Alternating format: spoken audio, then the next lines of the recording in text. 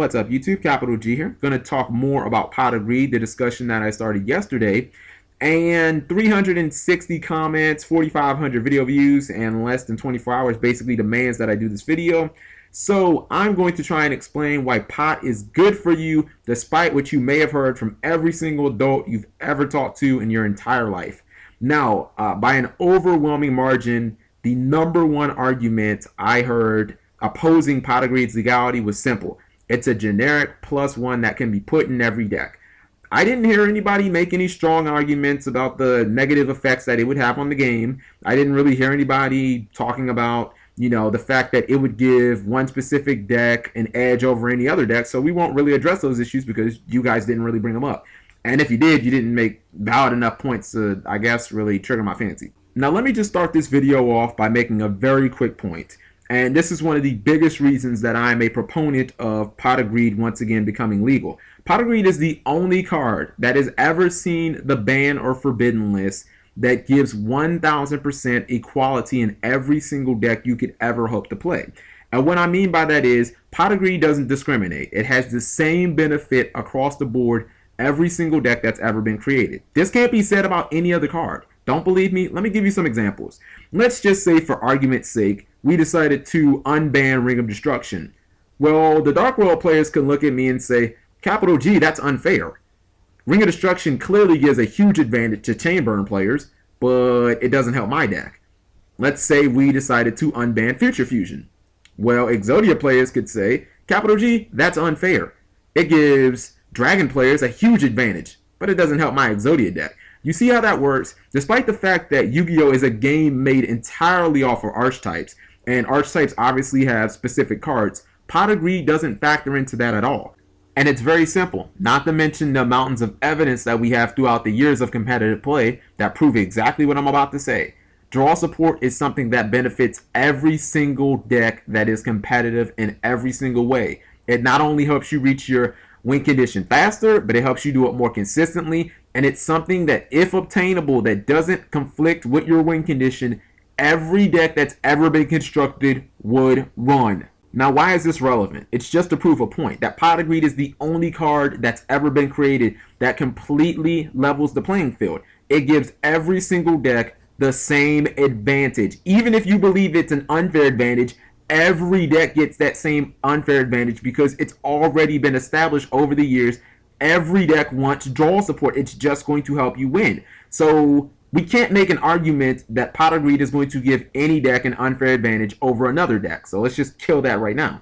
Okay, now let's talk about some of the other elements of Pot of Greed. It's a generic +1 draw card, and people seem to have a problem with that, especially the fact that drawing 2 cards is very, very powerful in the game of Yu-Gi-Oh!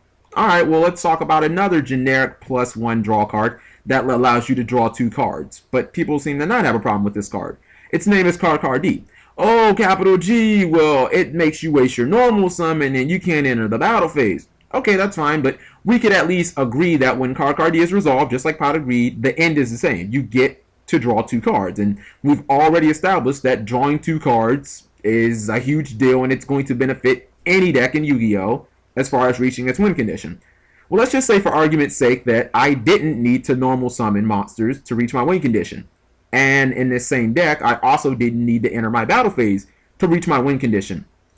Would it not be fair to make an argument that I've just created an unfair parallel to decks that did need to do those things? The fact that they cannot use CarCard effectively, but my deck, let's just call this deck Chainburn, can use CarCard effectively. And here's the interesting thing.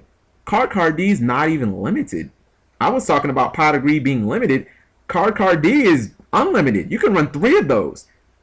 So the whole argument of it makes it so you can't normal summon and it makes it so you can't battle phase, I mean, those are irrelevant when I don't need to do those things.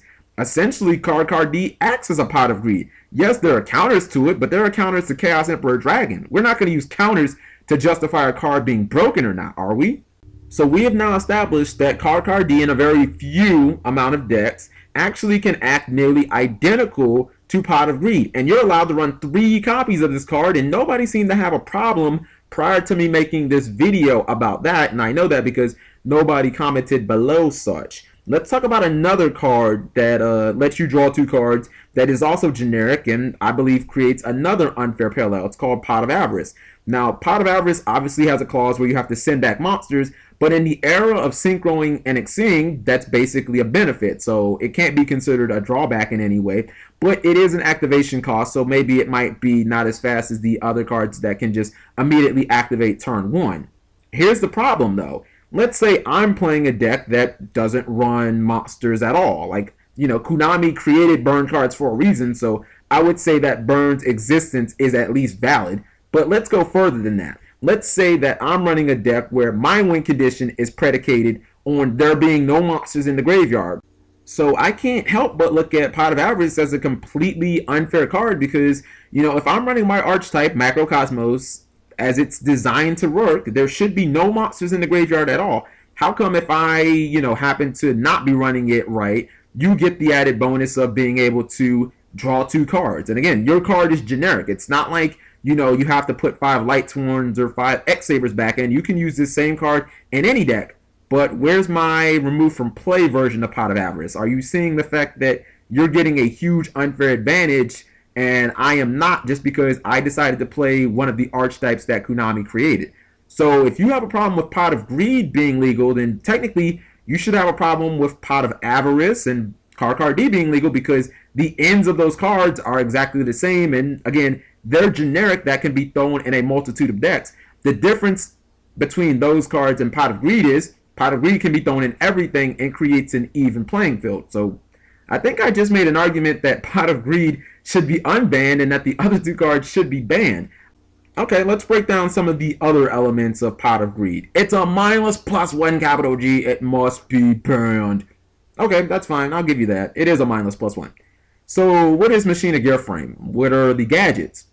The gadgets are like the definition of mindless +1s. You just summon one and search another, and then summon the one you searched, and then search the third one, and just continue to stream. But capital G, those only search a limited amount of targets, and they're very small. Alright, I'll give you that. That seems pretty decent. So what about Elemental Hero Stratos? At what point do we no longer accept the fact that it's themed because it searches a card pool that is too big to be considered balanced even when themed? And the reason I'm using Stratos is because, again, Stratos is a card that's an automatic +1, but nobody seems to have a problem with it. Now, it could be because it's themed, but again, at what point does the theme become so big that you can't simply ignore it? I actually took a count of how many cards that Stratos could search, and unless I miscounted, it's 45. I mean, just 45 cards that Stratos searches. Now, I didn't see anybody saying that Stratos should be banned, so that's the reason I believe that everybody's okay with Stratos being legal. Again, I actually included Destiny Hero Disc Commander and Element Hero Stratos in this, so, I guess you could say 44, because you can Monster Reborn your opponent's Stratos and search your own Stratos, so, we will include Stratos in that. And again, at what point do we no longer say it's acceptable just because it's themed for Stratos to have the power to search 45 freaking cards? And I could do you one better. Not only does Stratos tutor 40 plus cards, that motherfucker has 2 effects. That motherfucker has 2. So don't give me it's a mindless +1, because Stratos searches 45 cards and has 2 effects. Like, how much more mindless is Stratos? This is a card that was the defining opening play for what? 5 straight formats in a row? And again, I'm just trying to create the disparity of everybody wants Pot of Greed banned, but they don't want Stratos banned. So I'm not quite understanding that. Stratos should be on your ban list if you're just saying it's a +1. And, I'll do you one better. GENEX Undyne, it's a +2. So again, if we're just going to make our arguments on advantage base, where's GENEX Undyne in this list? Now, people made counter arguments against GENEX Undyne. Well, capital G, GENEX Undyne makes you run useless, GENEX controllers. Okay, that's a fair argument. I can make a counter argument against that, and it would be, well, Rescue Rabbit makes you run generic bad dinosaurs. But hasn't it been established that Rescue Rabbit is not a balanced card, and that it has been the backbone of 3 Tier 1 decks in Japan, and that it has been the backbone of a Tier 1 deck for the past 3 formats in the United States, or the TCG? So again, we've already established that Rescue Rabbit isn't balanced.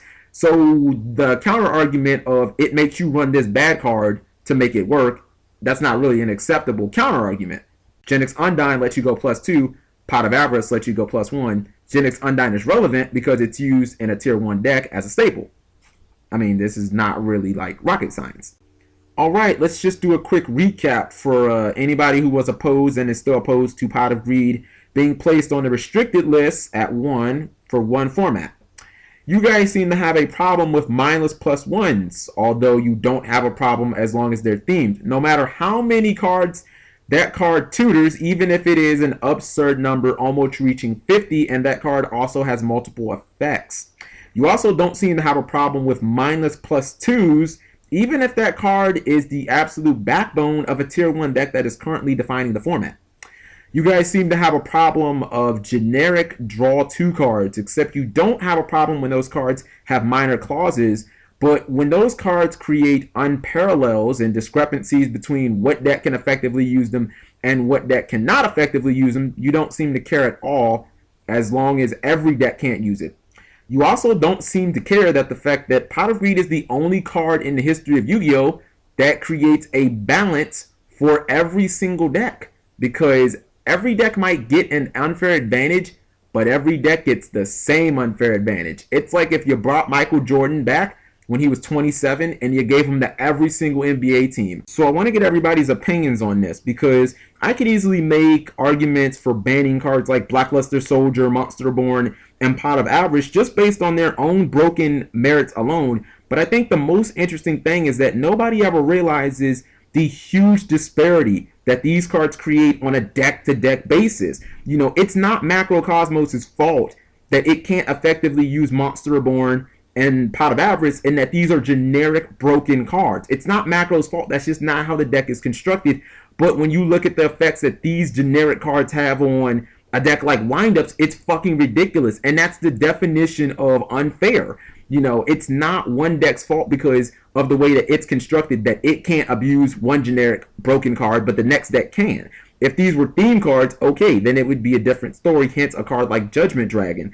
And the ultimate irony in this is that, yes, Pot of Greed is broken, but it's good in everything. It works the same way. Pot of Greed might be an unfair card, but it's fucking unfair in everything, and everything can use it. So it actually makes more sense to unban Pot of Greed than to have any of a bunch of cards legal that we have now, such as the cards that I just named. So thank you guys for watching as always, and I'll talk to you later.